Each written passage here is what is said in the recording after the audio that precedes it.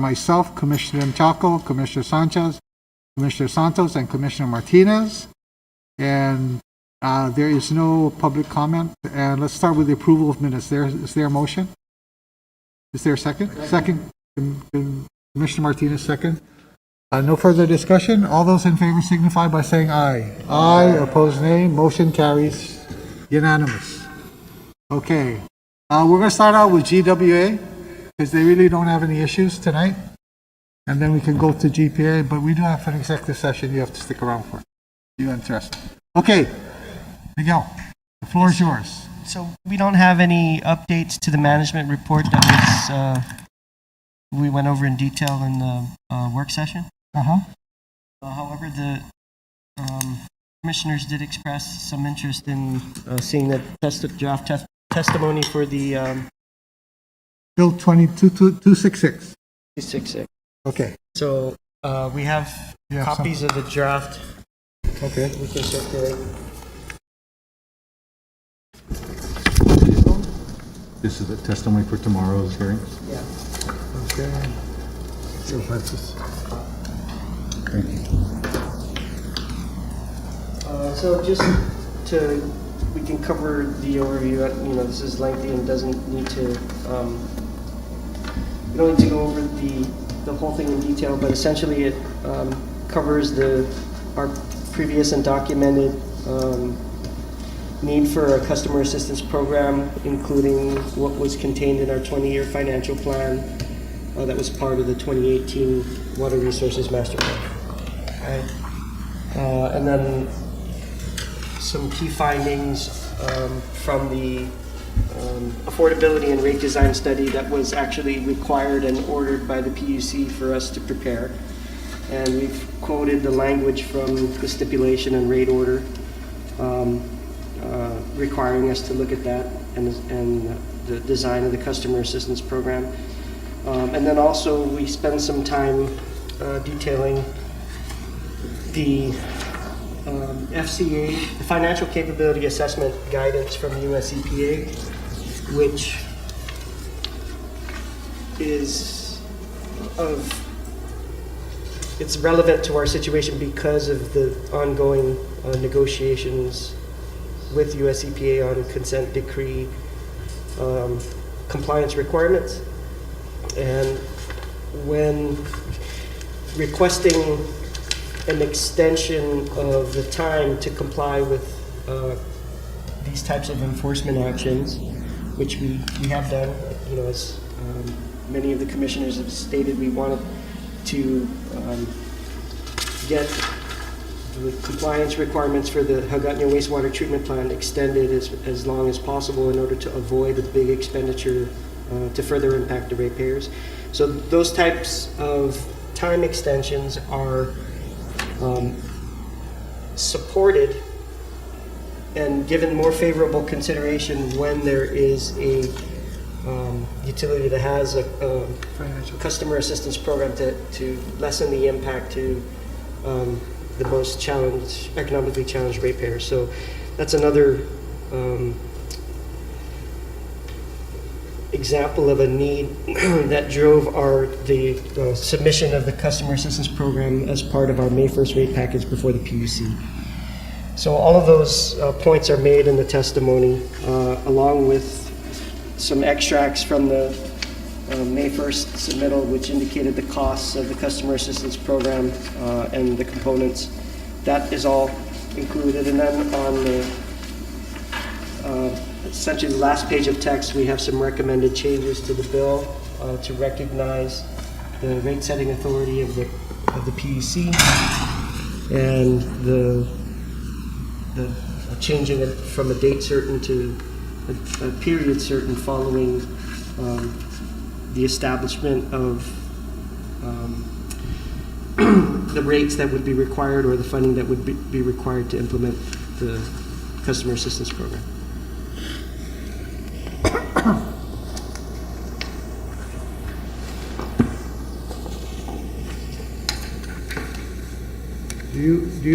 The only question I have is, you point out in the testimony that if the bill were to become law, but the PUC did not grant us rate to support this program, then we wouldn't do it. I just think that's important. You know, now, our legal counsel has given us some guidance that there's a difference between rates and revenue. Rates, you know, generate revenue, but there are other kinds of revenue, such as grants that you get from EPA. Those are revenues, but they're not rate revenue, okay?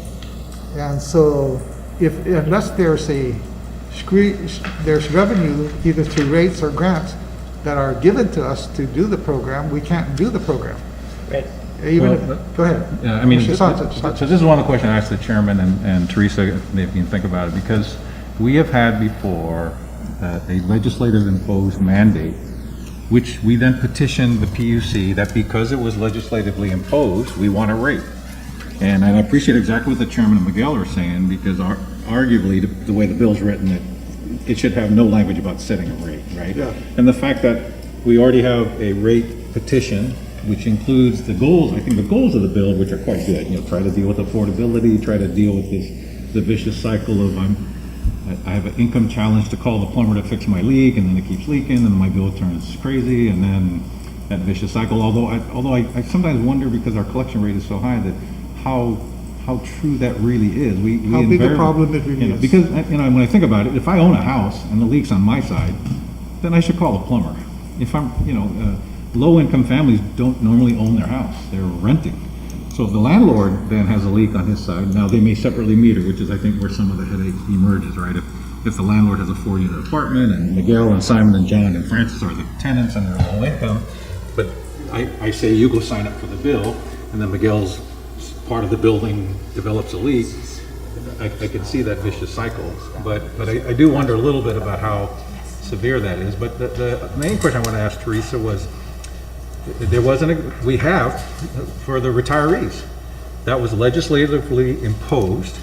We then went to the PUC and said, we've been told to pay the retirees retirement benefit, we need a rate, and they gave us a surcharge. So there is, even if the legislature imposed this upon us, there is a mechanism that says we go to the PUC and say, we're petitioning for rate relief because we've just been told we have to pay this bill by the legislature, there are some restrictions on what the legislature tells you how to pay for it. Establish a rate, you shall do this, and you shall.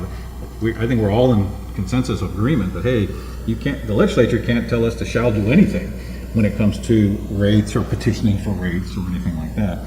But there is a precedent in which the utilities were imposed an obligation by the legislature, pay the retirees. We took that law and we said to the PUC, hey, we got to comply with this law, give us a rate, and they did. So that's a subtle distinction, and I know, Teresa, you're new, and I don't know if we've thought about it that way. What I do like about the testimony in general and our approach in general is Miguel has thought about these issues, and it's part of a rate package which deals with affordability, in which these issues are raised. And the approach to me, which I think is, much of it is captured in the testimony, say, look, great idea. We don't really disagree with you on the concept, but in the language of the bill, it does create legal challenges to the independence of the PUC, to independence of CCU and GWA or GPA. The legislature can't tell us, you shall go get a rate. That's for us to petition whether we want to or not, right? We can absorb the costs, but the right to petition the PUC is the right of a utility. And I'm concerned that the legislature not also impose on any right of the utility. And I don't know, Teresa, if you looked at the bond indenture, the bond indenture is different for GWA than GPA. And we actually got the legislature to further restrict itself when it gave us the first $650 million.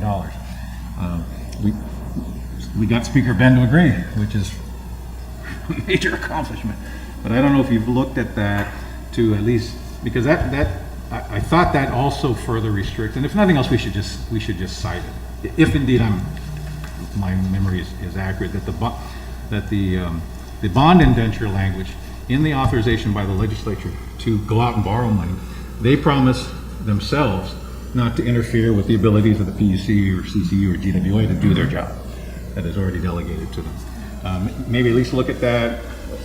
I don't know if it really changes the testimony, because I think in general you're saying, we agree with the concept. If we take these words out, we are in the process of implementing a concept through a process that we back.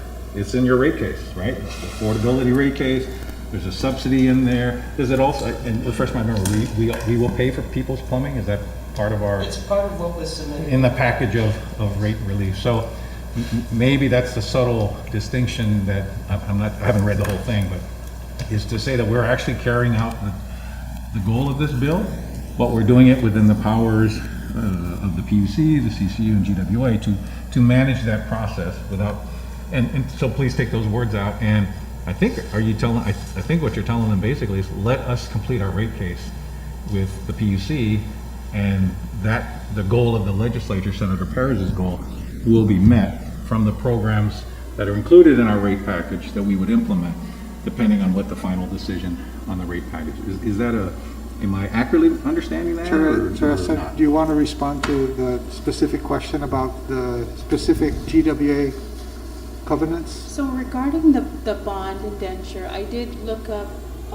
just kind of the single provision, that government pledge, where both, I guess the government and Guam as a whole, which includes the legislature, the governor's office, makes a pledge not to interfere with the board or the PUC's ability, essentially the PUC and the board's ability to manage the utilities. And that's, the general pledge. I didn't look beyond that into, the legislature just had kind of a short, span of time before you ask the question, but we can look into it further and maybe pose the question to bond counsel, because we actually haven't posed that question to bond counsel to my knowledge, so.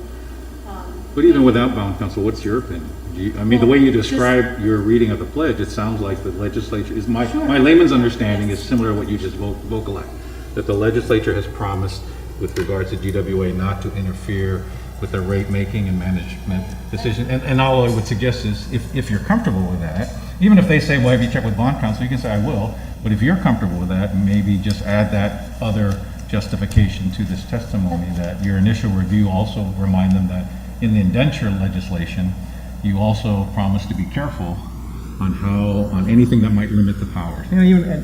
This is not adversarial. I don't see this as adversarial testimony, but it's good to get on the record if we feel that we want to remind the legislature that even yourself passed a law that says, hey, you're going to limit even how you act, at least with GWA, not with GPA.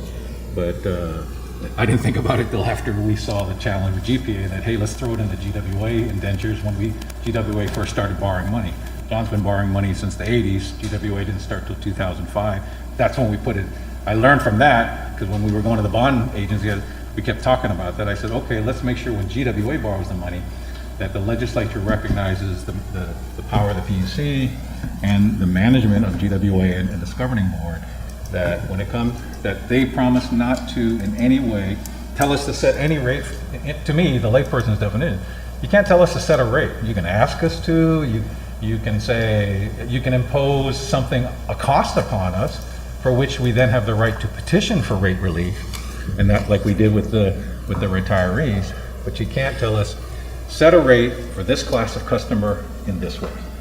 And that's been the long-standing, my layperson's understanding of that indenture restriction, which I think you and Miguel talk about here, but even without counsel, even if you word it that way, is that your initial reading of the indenture? That's my initial reading.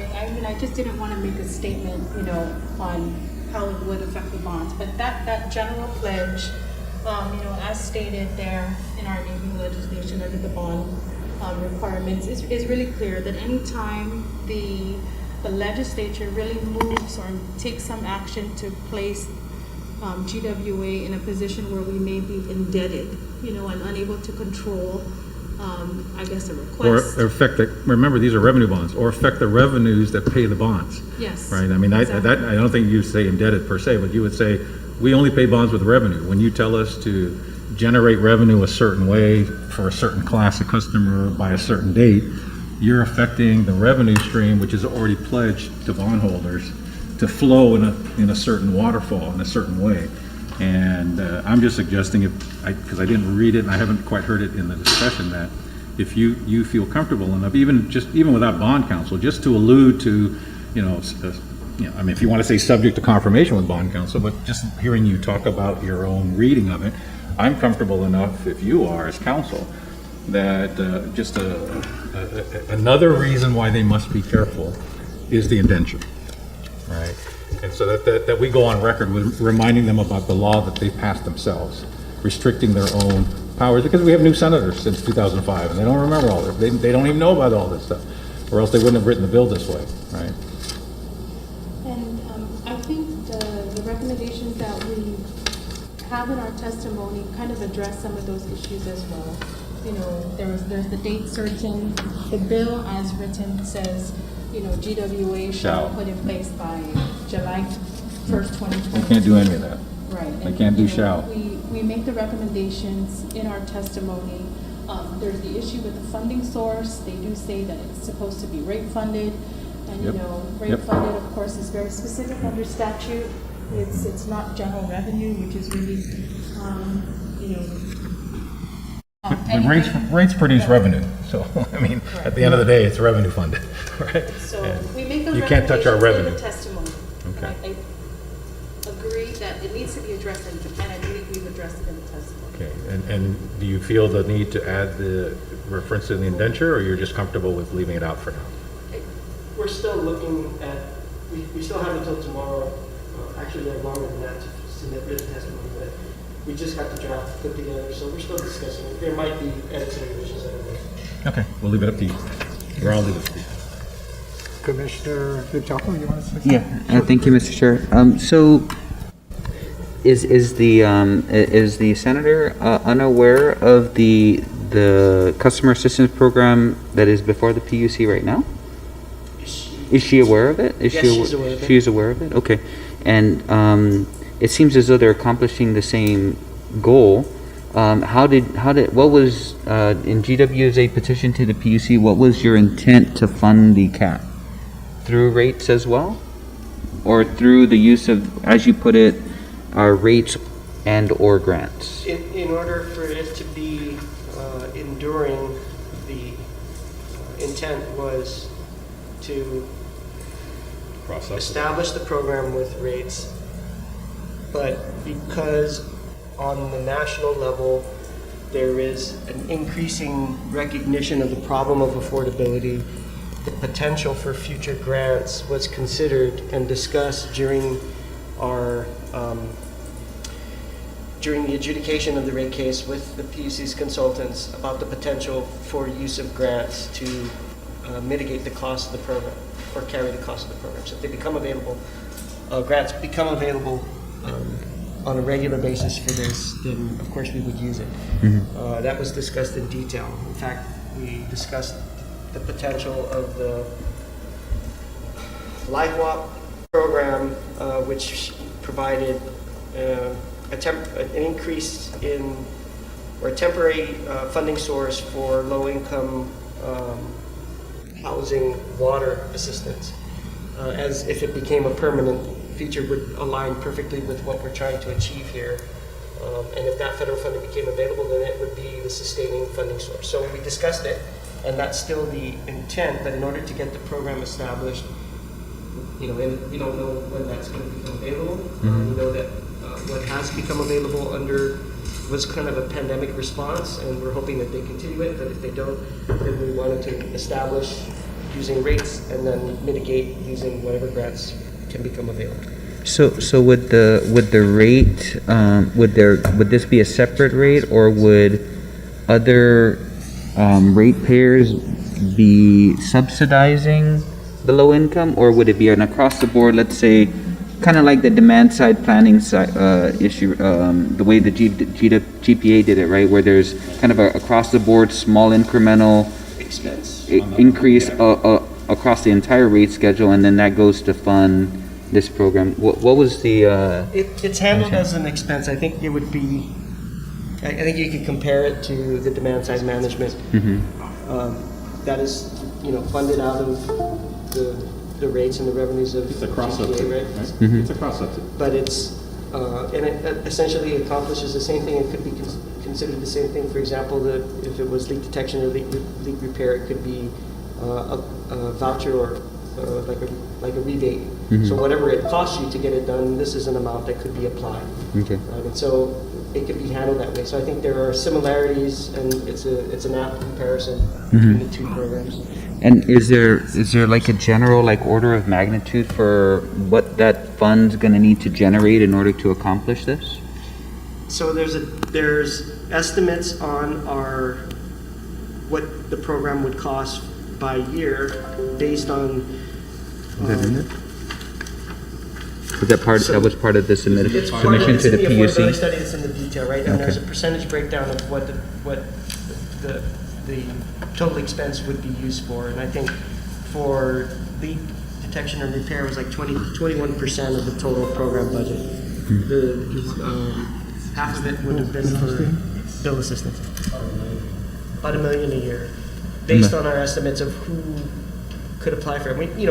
We're estimating at this point what if we get the program established as we actually implement it and people become qualified on the basis of their income, then after the first year we would have a better idea of whether Benchmark, our estimated funding levels are correct or not. But didn't you budget $5 million? I thought that's what you said at the work session and then. But 20% is the 1 million is 20%. Of the first. Of the 5 million. So the overall rate change is $5 million? No, it's $5 million is the expense, but it doesn't correspond to the rate change.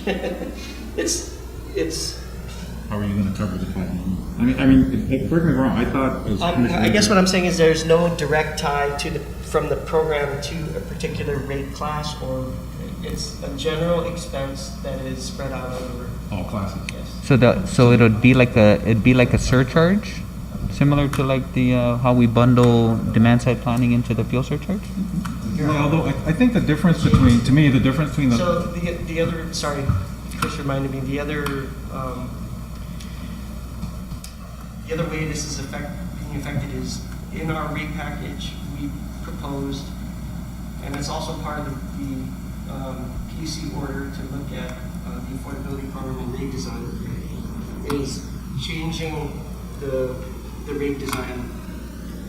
If you recall, the lifeline rate has been described as a blunt instrument for affordability, and I think the board understands that, right?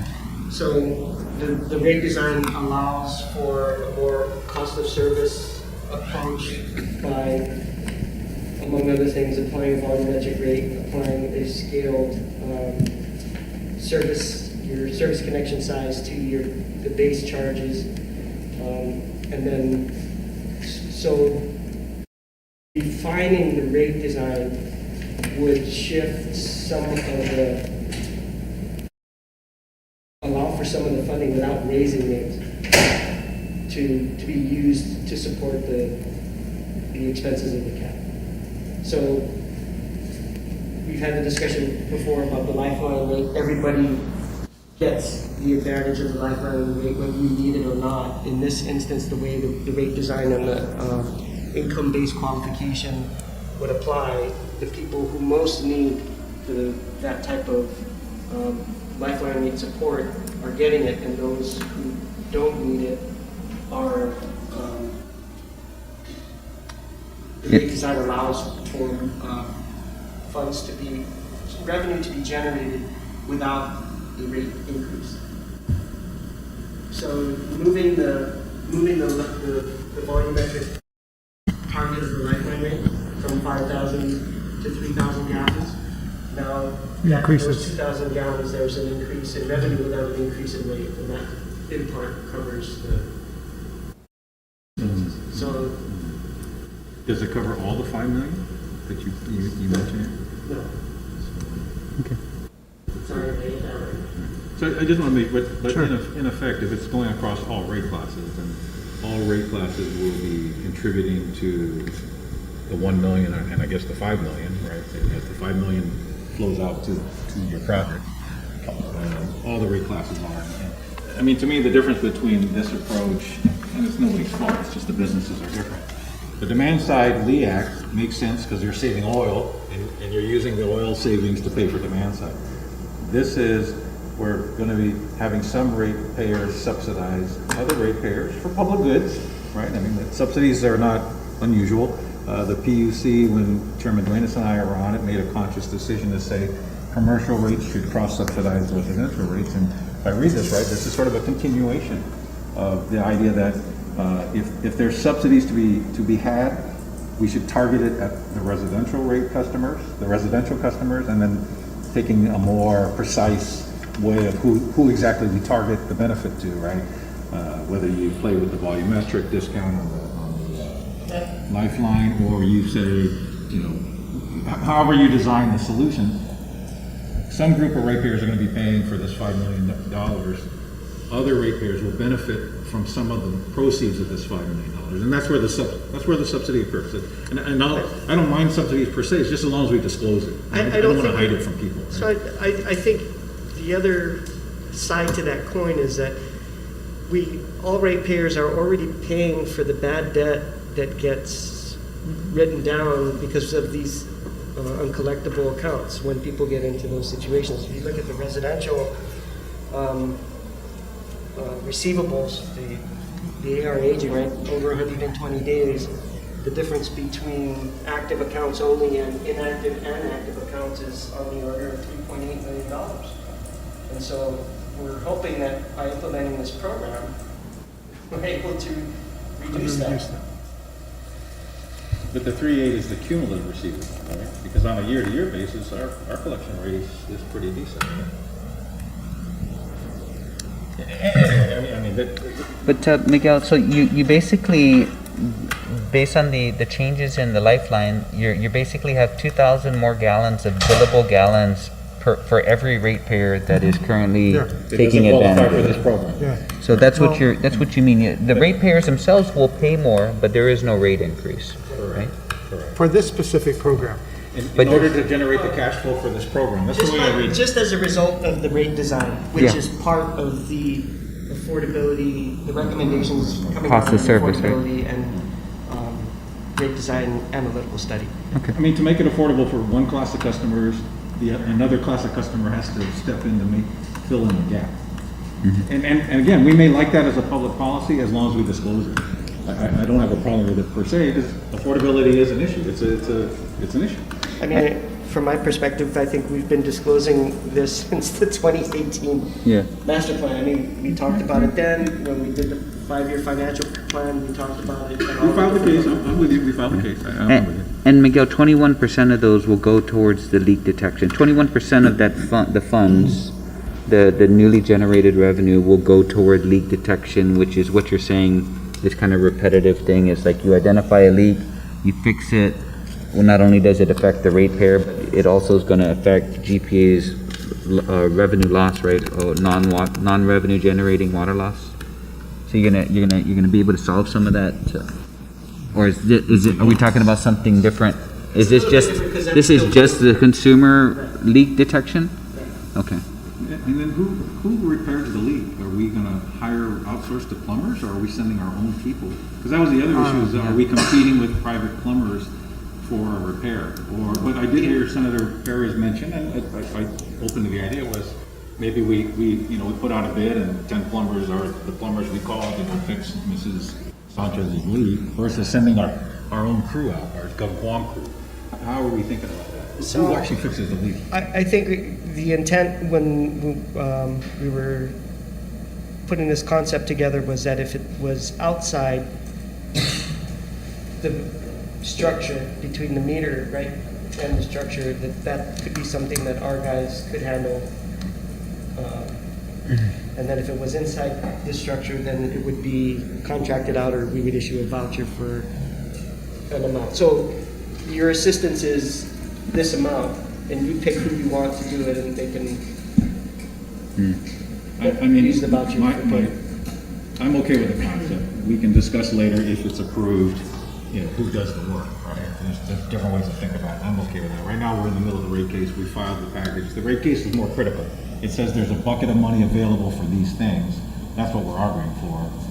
Now, you're introducing the concept that if we change the discount on the first 5,000 gallons, that's another way without touching the rate to create a bucket of money that we can use for leak repair, for assistance to lower income families, however that emerges, right? To clarify, I'm not just introducing that now. No, That Yeah. was Yeah. part of the March 31st submittal of the analytical And we study. voted for it, and and we voted for it. That's I got it. You're just reminding old people what the heck we voted for, right? So- So make sure we have. So Miguel, what would the bill accomplish that's not already part of the cap?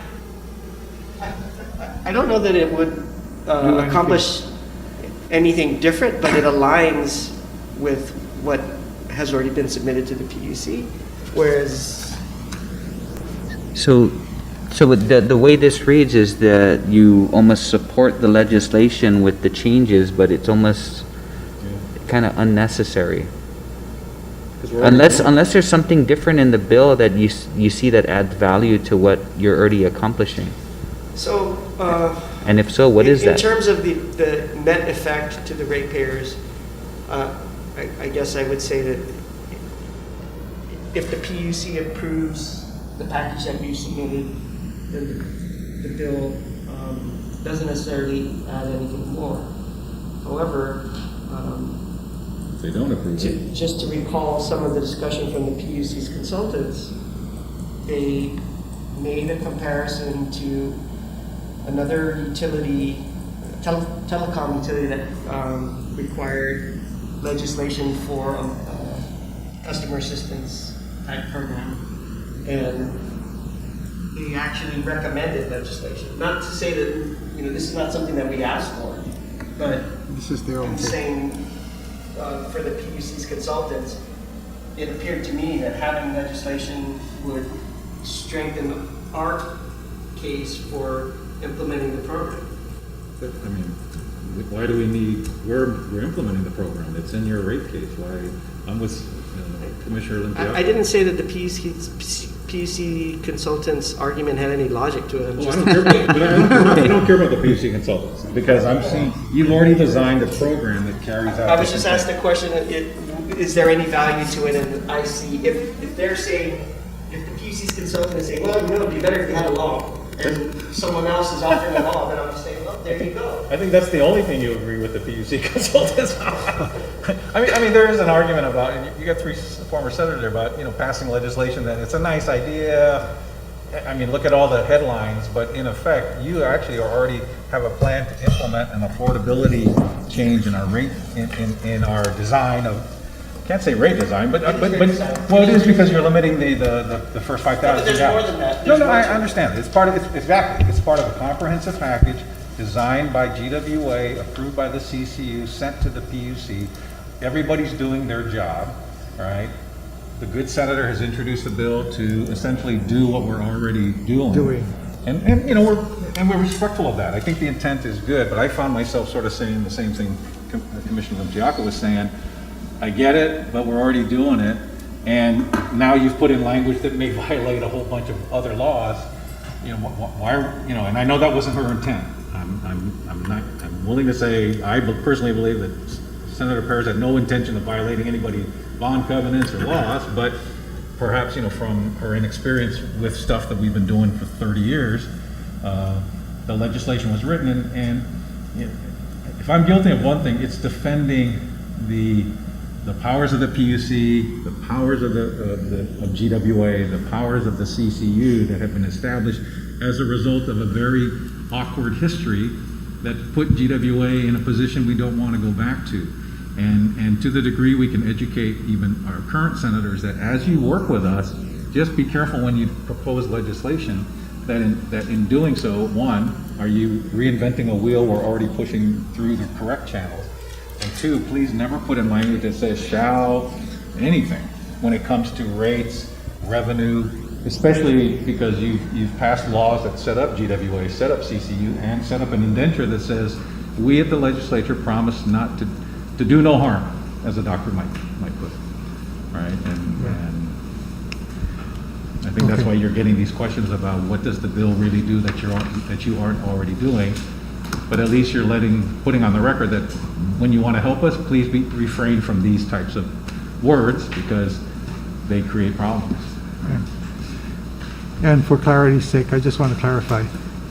In the indenture, it says the government pledges, not just the legislature. The government, the governor, the legislature, the government pledges No not, executive order, not no- to, yes, there you go. I just want to make sure for clarity. That's what I remember from the indenture. That's Yeah. why I wanted Teresa to just double check, because that's the legislature themselves saying, I'm gonna let you borrow money and pledge revenues, and I promise not to do anything that will affect your revenues. Government pledges not to do, because the governor signed that I'm sorry, the legislation. legislature pledged the entire government not to do anything. Yeah, okay. So, enough discussion. Submit your testimony, well, refine it. We'll So refine it. you said more and submit it. Okay, was there anything else that we have to discuss at GWA so we can get on to GPA? No? And then just the executive session. Oh, yeah, yes. Okay? Okay. John? You're up. John's is straightforward too. John is kind of John's straightforward. is real straightforward. Thank you, Mr. Chair. Sure. I'd like to start out with Resolution 2022-14, approval of ordinance to reform the Oh, yes. revenue line. Okay. We overcome, we asked the legislature to pass a resolution to allow us to do refinancing within the benchmarks of the legislature. That has been approved and we're being public, signed by the governor. And so we're heading to market as quickly as possible because as we're all aware, interest rates already has taken upward and again more is expected. And so therefore, the resolution before you including granting the different approvals, including in the process of who signs off on the bonds and different things. This is all part of the resolution. As prepared by the council. Motion to accept resolution. Okay. Second. Motion to approve, Motion to Commissioner approve. Francis Santos. Second. Second, Commissioner Sanchez. And so, Okay. again, Mr. Chair, if the CCU approves tonight, the PUC has it on the agenda For Thursday, next week, right. the 31st. Aiming to the agencies to get the bond Sure. ready. And all goes well, we can close the deal somewhere around the middle of April. Yeah, motor pricing. Okay. Any further discussion on this resolution? No? All those in favor signify by saying aye. Aye. Opposed, nay. Motion carries unanimous. Okay, next, John. Thank you, Chair. Resolution 2022-15. Again, under normal, we maintain a certain amount of inventory on concrete poles, not only for regular usage, but in case of storms or anything like that. So we have bid out, one bidder came in mentioning one. Our team looked at the numbers and all of that and found them to be a responsive bidder. And so I'm asking you to approve my contracting with Benson Warm for 200 concrete poles consisting of 35, 45, and 55 footers for a total of about 1.398950. Again, this is the normal inventory. John, refresh my memory. Do you need PUC approval on this? No, right? Below 1.5. Okay, good. Move to approve resolution 2215, Mr. Chairman. Second by Commissioner Santos. Any further discussion? None? All those in favor signify by saying aye. Aye. Opposed? Nay. Motion carries unanimous. Okay, John, what else? Two things, Mr. Chair. One, Sure. we'll go through, and then the next one, Mr. Kim has the financials for your presentation to yourself. The one I'd like to go through is, as mentioned in the work session, discussion about the LEAC. Oh, yes. It's not an agenda item, so we can't make a decision tonight if anything. The board wants to make a decision with a special meeting or maybe April. My thoughts on this whole issue is that really, the last time I showed you, it went to 120, and then by the meeting it was down at 95. It's back up now to 112. So things are settling in, and then really our cost doesn't really go up until we purchase fuel, because it's really the inventory that we have, and we did the purchase in March, and the next one will be in April. And so therefore, in the interest of providing our ratepayers some leeway, understanding that you will go out and by this date certain.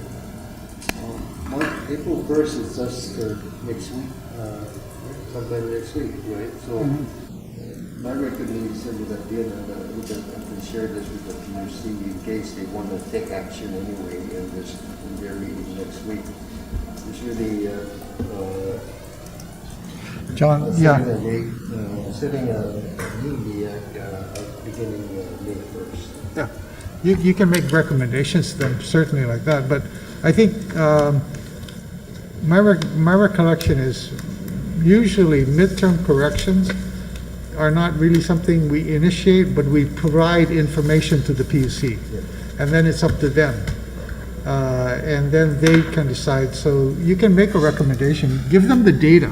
The number one thing you need to give them is the data. Because the goal again is by the end of the LEAC period on July 31st, we would like to not exceed $20 million in under recovery. That would be the goal. Because, you know, that was the plan when we recommended an increase for the 6-month LEAC. We recommended an increase so that we could say we'll be back down around 20 million, because otherwise, if there's no change, you're going up to 27-30 million dollars, and that's too high. So what we are going to do is, I would say, you give them the latest numbers you have, so that they can look forward, and give them you know, John Kim, and you can give them the number that says, if you do this, then the under-recovery will still be around $20 million on July 31st. That's what I think our target is. And then it's up to them when they put it in. You can tell them, say, if you put this in by May 1st, you can accomplish this. Commissioner Sanchez. Well, but when they ask you, what's your recommendation, what are you going to say? That is my recommendation. Yeah. Is to do what? To implement something in May. It's a number. Oh, but we don't have a proposed number yet? The You wanna number, wait? the numbers will be as per the protocol. What does that mean?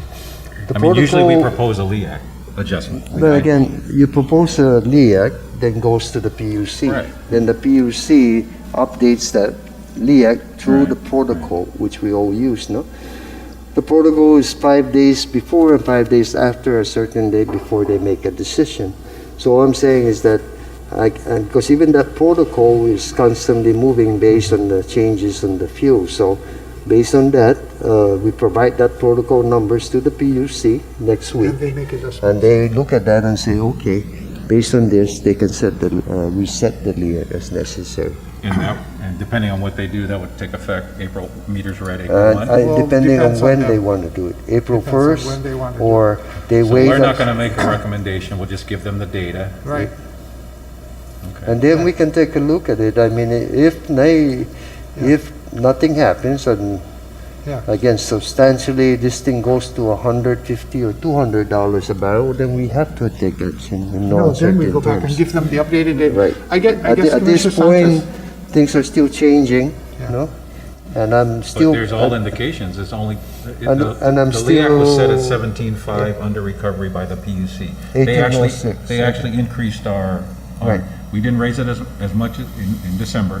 We proposed a lower rate increase, they took it up higher, and if I'm reading the first column right, the projected under recovery from their decision was 17.5 million. And I appreciate what the chairman's saying, you know, is our number 20 million, you know, whatever our number is, you know, we haven't, it surprised me that we're not making a recommendation, we're just sort of kicking the can over to the PUC, because that's what I was saying, well, is it, even the chairman, I mean, I like the chairman's recommendation, you know, we don't want to go past 20 million, but that should be a decision of the body, right, versus the chairman's individual opinion, or Simon's individual opinion, so you're telling us you don't want to make a recommendation, you just want to provide. We're not kicking the can down the barrel, because it's the same thing, we're using the protocol. It's more of a timing and then more of a recommendation from ourselves whether we can still absorb some of these increases until we can make a decision. And this is what I mentioned, if the CC wants to make the decision, we can have a special meeting or have it a meeting in April. My recommendation is yes, we can do it in April, because I feel comfortable that we can prepare the community for a May 1st increase. No? Okay. And that number, May 1st, is what we've given you in the workforce presentation. But it's a which higher was- number than if we did it April 1st, right? That's what we were debating. Yeah, at the work understood, but we gave you both the April and the May, but both will do the same job. Ne? Okay. But it's again, it's not a policy call, no? So Yeah. what the decision is, let me know, but that's my recommendation. Maybe if I could no? clarify, Yeah. maybe if I could clarify, the way we've always done it is, the CCU has to make a recommendation for the 6-month LEAC. Okay? So we make a recommendation that says, for this 6-month LEAC, our numbers, we run it all the way out to July 31st, this is what we think you should charge. As we go through the LEAC period, we will keep them informed. They can always make the changes to keep where we was at. Now, I think, John Kim, what did we state when we did our LEAC for the start of this LEAC period? We 17? we said set it at this number, and to accomplish what at the end? The under recovery. What was your projected under recovery? Yes, originally it was $27 million. If nothing happened. In December? No, that's for in July. July, Yeah. July 31st. Right. If they made no changes, Correct. Yes. it was $27 million. Almost 28 million. Now, what you did is you said, so therefore you recommended a change. Yes, When we got together for the 6-month LEAC. And so you recommended a change that would bring the LEAC down, that would put the LEAC on July 31st at what number, John? When we made the first. yeah, 17.5. 17, I don't think that's, no, because the PUC increased the PUCs raised our rate that we proposed. Because I think the challenge that I'm concerned about Yes. is the under recovery, the cash, that's always been a number we set in consultation with John and John. You know, versus, I mean, now we're saying my worry is we give this to the PUC, if they say 28 million is the under recovery or 30 million is the under recovery that they're comfortable with, we're the ones stuck with the No, the cash that's what flow I'm trying, challenge. time out, I'm that's what you're saying. I'm not communicating very well. What I'm trying to say is, when we set this up, the PUC came along with us, and they said 17.5 is their target too. Right, which was Okay. higher than our number in December, which is okay. They Okay. went higher than us. Yeah, okay. It So- reduces the under recovery Okay, to so 17.5. 17.5. Correct. And therefore, what I'm saying is, as we go through the period, we give them updates to tell them where we are. We're not going to achieve the 17.5 because the price of oil went up. And so therefore, then it gives them pause to get back to the 17.5. That's what I'm trying to tell. I thought it was 20. I misspoke. But that gives them pause. It's not necessary for us to say, you need to hit this number. We give them the data, the 5 days before, 5 days after, they'll do it. If later on the price of oil goes to $200 a barrel, we'll give them the updated data. Then it's up to them again to make the decision. And I think the LEAC period is 6 months. That's what I'm trying to say. If we were doing it on a monthly basis, remember we had this discussion, do we want to do it monthly or 6 months? We said, let's do it 6 months. Then that's what you do. You're really only proposing a LEAC for 6 months. Once you propose that LEAC for 6 months, the adjustments come from the PUC if they see an aberration. Remember, it used to be our call at the PUC was 2 million up or 2 million down. And when we saw 2 million Right, up or but the 2... agency always petitioned. Not always, not always. six- Not always. I think we're the same page really. What we did last time, right, was in November, we filed for 17.17 cents based on also on the protocols that were there at the time. Right. And then that protocol went to the PUC, and then in January they asked for updated numbers. And they And changed so when it. they took the updated numbers and we see. put it into the model, it went up to 0.1806. So based on new information, they still stayed with our total Yeah. under recovery requirements. No, so the question now becomes if they feel that they want to do updated again, that's really their prerogative. If from my perspective, our need is okay. We have to make sure we're gonna buy the oil and all of that, no? And so, are we comfortable to if today we're our cash is so far down that, well, you would have had the petition before you, no? So I'm still comfortable that even if we did it in April, no, with the new numbers and I get target, then we can send that in to the PUC for their decision. No?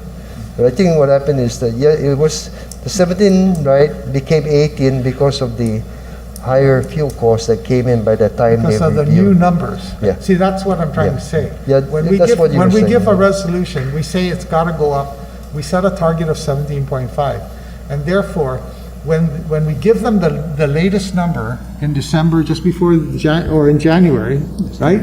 Then they refined that number and they went up to 18 point something to stay at 17.5. We didn't have to pass a new resolution. That's my point. No, I understand, but we had Okay. filed a petition. But I No, mean, we- if that's the we filed a strategy, petition already. if that's the strategy of management, my only comment was, one of our good leaders was quoted with the word inevitable. So if it's inevitable, kind of when do you want the inevitable, when do you want to start dealing with it? Because one analysis that I appreciated you did last week was, if you do it earlier, it's smaller. If you do it later, it's bigger. But the price of oil is boomerang. It's going all over the place. So if the thinking is, let's just, it's not that we're hesitant to set a rate because it's so unpredictable, but by the time the PUC looks at it, we can at least give them more information about the There you latest go. pricing, and then they can kind of play around. They were the ones that ended up picking 17.5 as the projection. We said we Right. could do with 20. They popped it a little more, that's why it's 17.5, right? Yeah. But now it's so crazy, you're damned if you do and damned if you don't, right? Because no matter what number you predict, chances are it's, who knows, right? Who knows? So let's just go another, you'll give this information to the PUC next week. They may or may not act, and then we'll Up to them. revisit it next Is it on month. their docket? No, they have, it's just, It's on their docket for a LEAC update. Okay, update, but not necessarily to change the meeting, right? Because that's not a, Okay, so even if they're willing to kind of wait it out a little bit. but I have one question. John, when do we have to buy our next ship? the middle of April, Middle of April. yeah. We bought the That's fine. shipment, yeah. And you have enough for that one, because I'm not We talking have- about that one. Yeah, we have enough for that Because one. that's the big- And can you make, when do you buy the one after that? Probably around June or July. And so you're So both you're- comfortable, so we got you're enough. for 3 months. Yeah, and you're comfortable that we're gonna have enough fuel Yeah. for our ratepayers through? Yeah, my CFO is very comfortable. So 3 months out. Not very, but takes us into comfortable. July. So Yeah. we're, So I can appreciate this approach. so we're still, Mr. Chairman, at that point where Yeah. the LEAC may play its way all the way through. Because I think what's driving our discussion is when are we actually buying the oil? Because that's like going to the pump to gas your car. And what are the prices at the time we buy it? And we're all guessing, right? The advantage we have now is that we really is what we buy it at, right? And The time we buy it. the time we buy it, that's why we have a 6 month because we.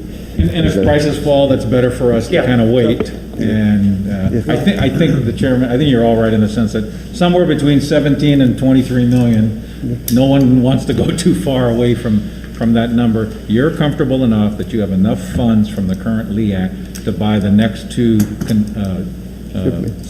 orders of oil, right, shipments of oil in April and June.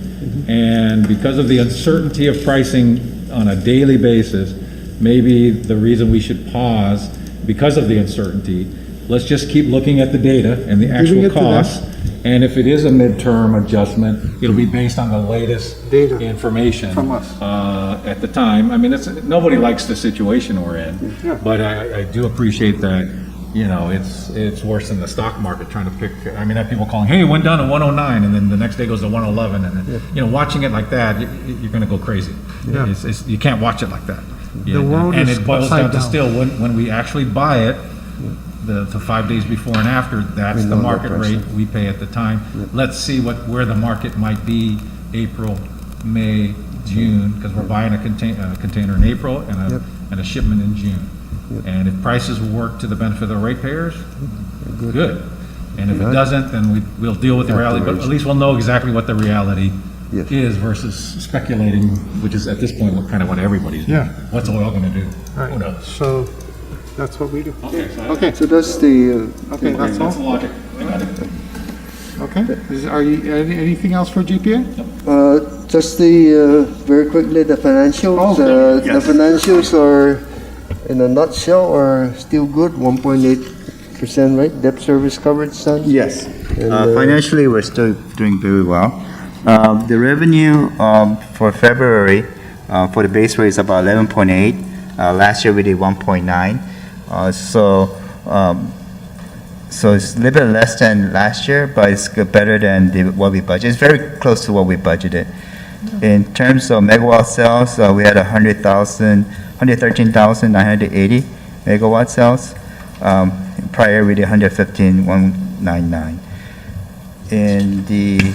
If you go by class, if you look there, the residential revenue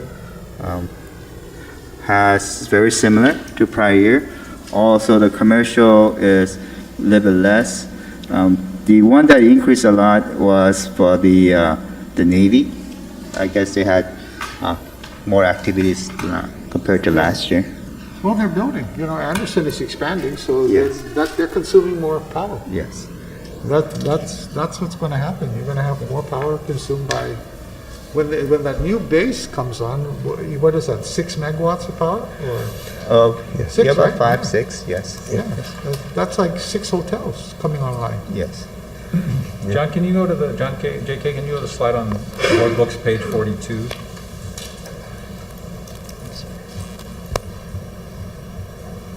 What I'm looking at is the under recovery. It's saying as of February, it's 25 million.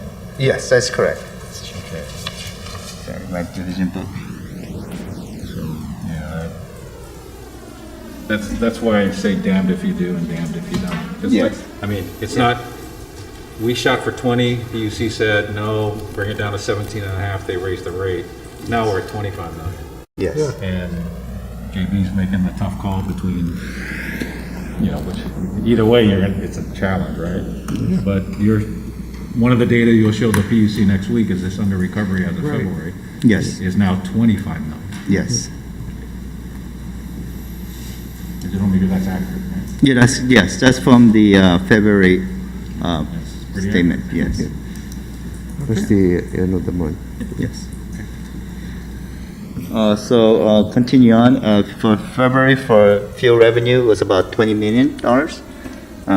For the base operating expenses, were about $5 million, just better than budgeted, but very comparable to prior at 5.1.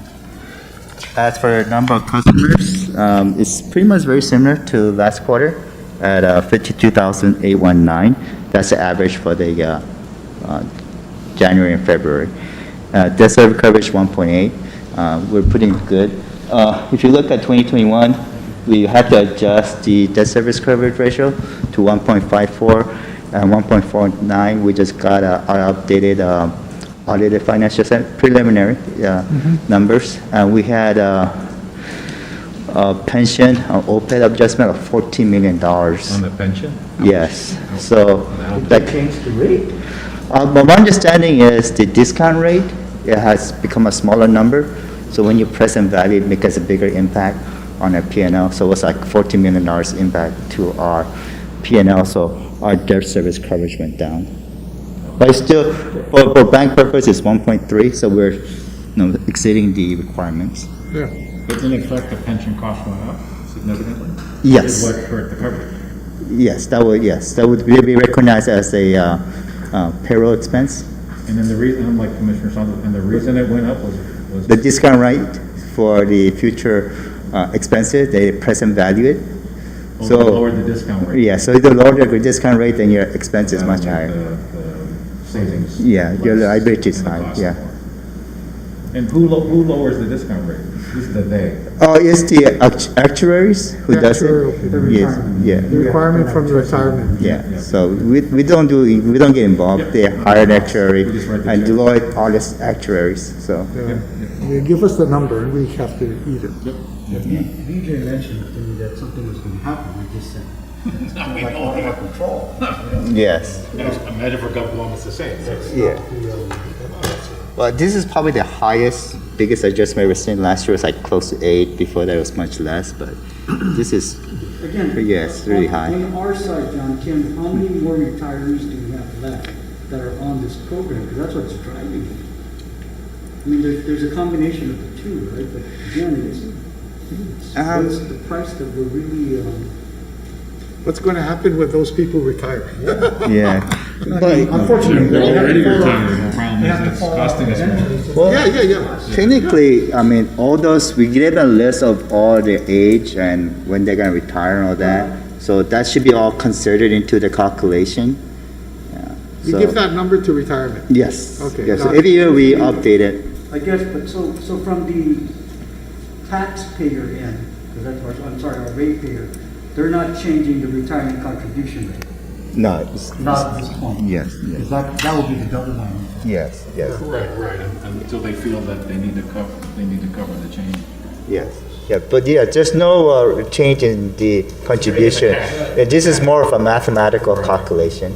It's more we're budgeting for potential future liability of retirement.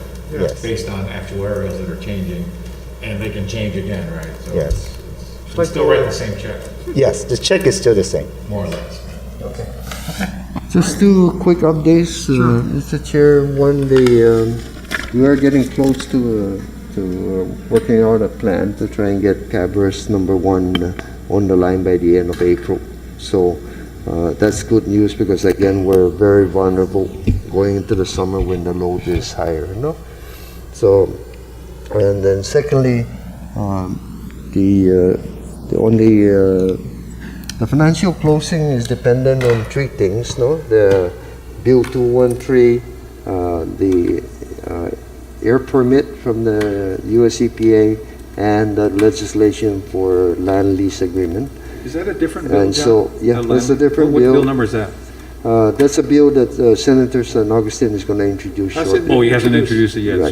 So Bill so- 214 gets us the permit, the 500 feet we need so that we can actually 213, put yeah. it there, and then Yeah. you need the land lease with Kepco to say, we're gonna lease you the land to stick your generator. That's right, for both that and. And that's a Okudo. separate bill? A Has it been separate bill introduced? that's, thanks to, Was that Yes, germane sir. to the bill? And just introduce it on? Well, I didn't realize that at the time, it seemed that when I heard It, John it talk about includes it. Ukudu though as well. yeah, I it mean, includes we should, Okudo. well, I think we didn't know at the time that in the bid, there was an opportunity to move some of their units down to Cabras, right? But now that we can, we need a lease, because it's our land, I'm right? just Right, saying. so I was thinking if I think it was more, if 214 was, if we had known more then, we might have said, hey, 214, we need, well, actually, it should have been, maybe we should have put it in 214, because we're saying not only do we need the But exemption. subsequent in the process, then that's when the lawyers are saying, okay, this need a is lease. very important. So again, that's why we work real hard to try and get it introduced, and because it's all basically the But same way. that bill hasn't been introduced yet, right? No, and I think Senator San Augustine is going to introduce it very shortly. We're working, yeah, we're waiting the bill and then giving him all the information. And it may be chicken and the egg, right? Because if they don't pass 214, we don't need a lease. And then, Because we're not gonna put it down there, right? So, Yeah. but the other concern is John is traveling, they're in session starting Friday. Yeah. I'm hearing committee of the whole for 214 and just, 213. 213 rather, just collaboratively, how do we make sure we get our testimony? Yeah. The other thing I want to mention is that I did receive a letter from the speaker that because it's a land issue that she's going to try and get it on her committee and conduct a public hearing right away on it. So This that- is the next So that bill. it can be But decided we don't in need that bill if the we don't get legislature 213. in April. So as long as we get this done in April, then we can I think- move the I think you might. financial closing I think can you might. occur. You know. Okay. And we got the land. Okay, use. so So we- I think there's a that's question all. of Okay. whether you need a lease. Okay, It's subject to fund. now, So it's not just Okay. Cabras. ready? Everybody's done? So the land, the lease from the Senator San Augustine is gonna introduce, that's for both Cabras and Ukudu? Correct. So when we got the land for Ukudu, we never contemplated, No. No, leasing it to the winning remember bidder. part of it now is we have 60 acres and the power plant is 25 so acres. until you got the bid. you So weren't then, quite sure. and then they have to structure it exactly where, and now that they're done, they lay it all out. And in fact, we have land management already now approved the parceling map, which will be part of the legislation. Yeah, so we had to wait for the bid anyway. Yeah. Okay, got it. So it was kind of a half-baked, but it's all ready now, and hopefully all this, and And again, I just one last time, Mr. Chair, really, if we were in the position today of the fuel prices, the conditions today were in 2025, the LEAC that we're talking about as high as 21 cents, 22 cents will basically be 13 cents. 13 cents. Yeah. So that's why the generator and the renewables are very important, because it saves the whole community, the economy of the island, and also even the bills of the government of Guam, because that's a big savings for them, right, on their power bills. You need So the again, generator. so really, GWA will like it too. we Because they pay a lot of we'll just profit. ask everyone to please help us, Help get our this thing ratepayers. done so that we can get away from this type of environment, or at least minimize the impact of this type of environment on the entire island community. Okay? That's all I have, Mr. Chair. So you said it would be, it's 22 now? It's going to be about 21. 21 now, and it would be 13, if this new generator and our Was solar already farms on. were online, it would be 13. 13. At $120 a barrel fuel. In current terms, Yeah. And when do we start getting solar energy from Marble? They'll start testing. Actually, this week they're energizing the substation, and then first week of April they start testing. So I expect that they'll be giving us power already in April, and then by May I think it'll be up to production, and then the commissioning is on June. So notwithstanding their legal issues, they still are building that solar farm, and we could begin to receive energy in April, May, June. Yeah. May, June, definitely, it sounds like it would be in a position to provide us the most solar energy and begin to reduce our use of oil That's correct. through that solar farm. That's correct. That's 8.5 cents a kilowatt hour 8.5 cents. versus the The solar 20. farm's 8.5, the LEAC's 22. Yeah. If the generator and the solar farms, when you do that comparison, does that include the NG solar farm, or is it just Marbo and the generator? That includes everybody. All The NG, the Hanwha, and Okay, so when which all the are- solar farms currently Yeah. contracted for Yeah. or obligated to, because we won the protest, Yeah. or the protest failed, right? And the new generator would drive the LEAC from 22 cents down to 13 cents. Today, if they were all operating today. So that's really where we're going. Yep. You know, we're looking at trying to reduce the LEAC by almost 40%.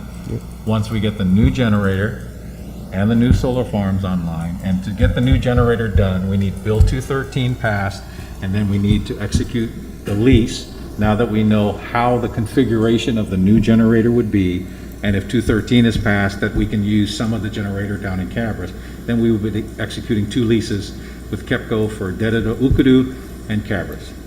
I mean, that's the whole logic of our plan, right? And, To yeah, bring that the, rate and the down. lease is really just a use, which because at the end of the 25 years, Comes to us. We own it everything anyway. comes to They us. can use our property to Right. build And something for us. that they And can instead turn of charging them a Yep. commercial rate, which they're gonna charge right back to us, Yes. with probably interest or other stuff. Yep.